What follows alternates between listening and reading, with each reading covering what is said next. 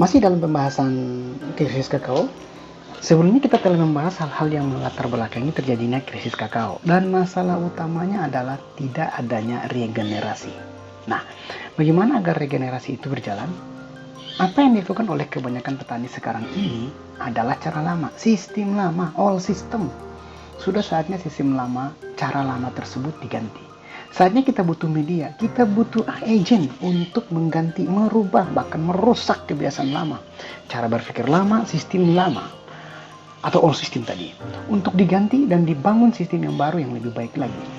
Di era revolusi industri 4.0, bahkan sekarang ini sudah masuk ke teknologi yang namanya blockchain teknologi.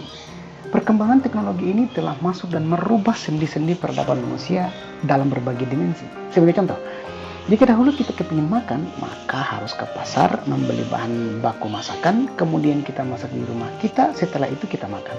Namun sekarang dengan sekali klik, makanan sudah hadir depan pintu rumah kita. Yang jadi pertanyaannya, bagaimana dengan dunia pertanian? Bagaimana supaya anak muda atau generasi milenial mau menggarap lahan atau menjadi petani? Generasi milenial diharapkan memiliki kemampuan untuk merubah atau menjadi agent of change, menjadi agent of destruction, memiliki kemampuan melakukan creative destruction, merusak sistem lama, mengganti dengan sistem baru yang lebih kreatif, kompetitif, dan menyenangkan, dan bisa menyesuaikan dengan dinamika revolusi industri 4.0.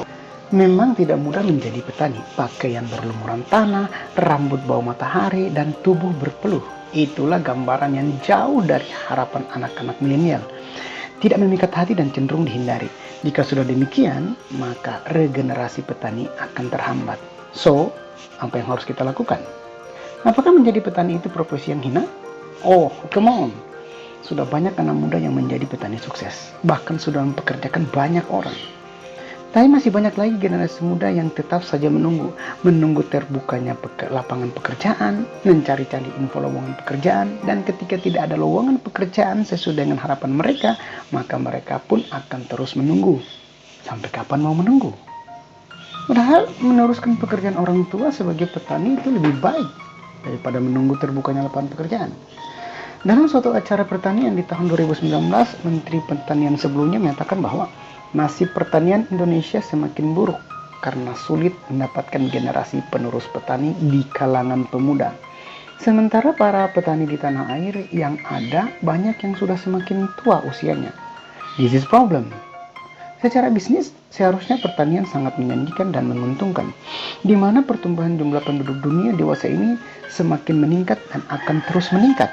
Hal ini berbanding lurus dengan kebutuhan akan pangan yang so pasti akan bertambah, sehingga tingkat permintaan pangan dunia akan semakin meningkat, menjadikan petani justru memiliki peluang bisnis yang besar, bisnis yang bagus.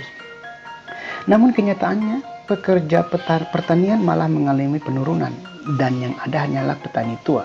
Sementara para orang tua tidak mengajarkan seluk-beluk pertanian kepada anaknya sebagai generasi penerusnya. Ini masalahnya. Dan sangat disayangkan, suatu saat nanti jika tidak ada lagi yang mau menjadi petani, maka mungkin generasi selanjutnya tidak akan cukup banyak pangan.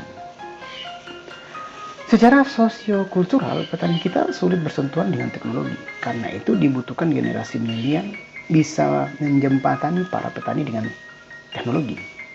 Disinilah momentum perubahannya. Momentum untuk merubah, mengganti sistem lama dengan sistem baru. Sudah saatnya kita merubah mindset bahwa bertani itu bisnis besar dan menyenangkan. Bagaimana menjadikan kebun sebagai lahan bisnis, sebagai kantor bisnis kita, dan sebagai bisnis yang terintegrasi dan bisa dibanggakan serta diwariskan. Bagaimana para milenial ini menjadi agent of change, meningkatkan bisnisnya sampai ke tahap pengolahan dan pemasaran produk. Dalam hal ini produk yang sudah dikemas, dengan tetap memperhatikan environmental ethics, menjadi kokopreneur berbasis IT dan ekspor, dan bisa menjembatani para petani dengan teknologi. Pembinaan petani milenial berwawasan bisnis sangat diperlukan untuk menjadikan milenial menjadi agent of change.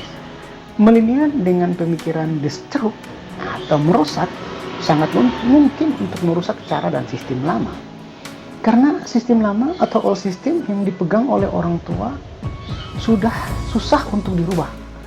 Mereka terus bertahan dengan keadaannya, dan kebanyakan dari mereka sulit diajak komunikasi tentang peningkatan produksi. Mereka tidak berpikir tentang cash flow, mereka tidak berpikir analisa usaha tani, mereka tidak berpikir bahwa sudah saatnya tanaman direhabilitasi atau diganti dengan yang baru. Mereka tidak berpikir tentang perubahan iklim, mereka tidak berpikir tentang wawasan lingkungan atau environmental etik. Tanpa mereka sadari bahwa lingkungan sekitar mereka telah menarik sebagian kehidupan mereka masuk mengikuti perubahan teknologi. Adapun pengaruhnya justru merubah pola hidup mereka menjadi lebih konsumtif. Mereka cuma berpikir kerja saja, pasti ada hasilnya. Sementara usia mereka sudah tua, tenaganya pun menurun. Selain itu, tanamannya sudah tua, produktivitasnya pasti menurun. Mereka tidak sadar bahwa kinerja sangat berpengaruh dengan usia, bahwa perlakuan atau sentuhan terhadap tanaman mereka sudah berkurang, di mana intensitas kerja mereka sudah tidak sama lagi ketika mereka masih muda. So, saatnya generasi muda mengambil alih keadaan. Apakah bisa? Bisa lah. Mereka punya energi kuat, mereka punya wawasan, memiliki ketajaman pikir. Walaupun sebagiannya butuh diasah, mereka mampu beradaptasi dengan teknologi. So, pastilah mereka bisa. Maka dibutuhkanlah mentalitas konsistensi untuk mengembangkan pertanian. Intinya, pertanian era 4.0 membutuhkan keterhubungan dan keterpaduan untuk membangun sistem baru yang terintegrasi dengan pengembangan teknologi. Sehingga nantinya, pertanian 4.0 mampu menjadikan teknologi sebagai sarana yang memudahkan petani, bukan sekedar hiburan saja.